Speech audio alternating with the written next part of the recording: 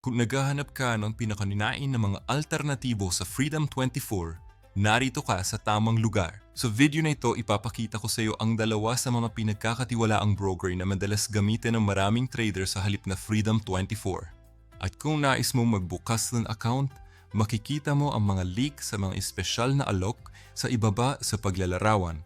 Magsimula na tayo. Ang XTB ay nakalista sa Warsaw Stock Exchange at kinokontrol ng mga pangunahing autoridad tulad ng FSA, FCA at SISEC. Ang pondo ng kliyente ay inilalagay sa hiwalay na mga account at bilang isang pampublikong kumpanya ay nagbibigay ito ng dagdag na tiwala at transparency. Ang platform ng XTB ay gumagana sa iyong browser at pati na rin sa mga mobile app para sa Android at iOS.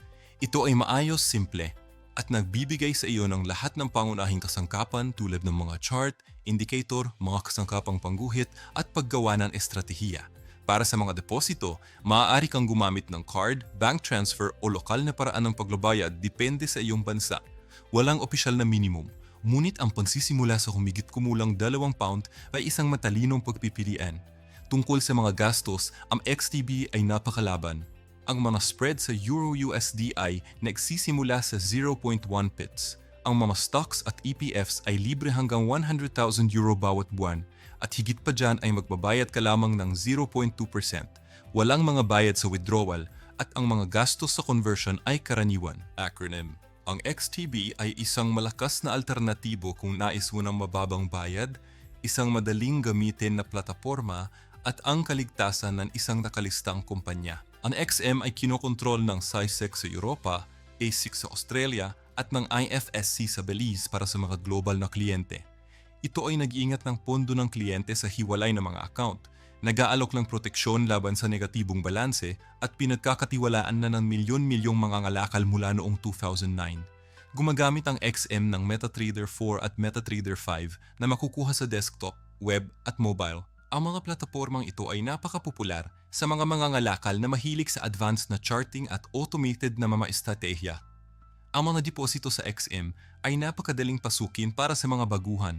Maaari kang magsimula sa halagang $5 lamang.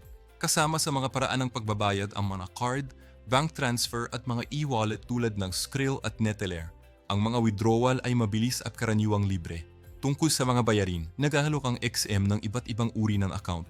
Ang mga standard na account ay may spread mula 0.6 pips nang walang komisyon, habang ang zero na account ay nagbibigay ng raw spreads kasama ang maliit na komisyon. Pinapayagan ka nitong pumili kung ano ang pinakaangkop sa iyong estilo ng panamalakal.